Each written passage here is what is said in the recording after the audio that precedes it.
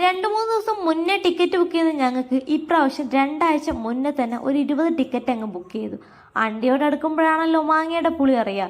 പടത്തോടടുത്തപ്പോൾ എംബേഴ്സിൻ്റെ എണ്ണത്തിൽ ചെറിയൊരു മാറ്റം വന്നു. പിന്നെ അത് ഒപ്പിക്കില്ലായിരുന്നു അതിലും വലിയ പാട്.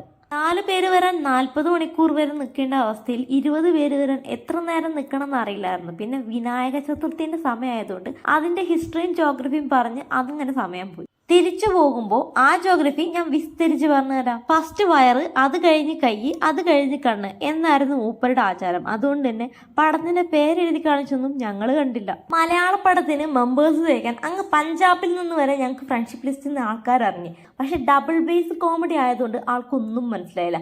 പക്ഷെ പടത്തിന്റെ എൻഡിങ് വരെ കാണാൻ ഇരുന്നിട്ടാ. ഇന്റർവെല് കഴിഞ്ഞപ്പോഴത്തേക്കും ക്യാ ഹേ എന്ന് ചോദിക്കുന്നുണ്ടായിരുന്നു. ഞങ്ങൾക്ക് ഞങ്ങളാൽ കിട്ടുന്ന ഒരു എക്സ്പ്ലനേഷൻ കൂടെ കൊടുത്തു. ഇനി നേരത്തെ പറഞ്ഞ വിനായക ചതുർത്ഥിന്റെ കാര്യം കുറച്ചൊന്ന് വലിച്ചു നീട്ടാനുണ്ട്. അതുകൊണ്ട് അടുത്ത വീഡിയോയിൽ പറയാവേ.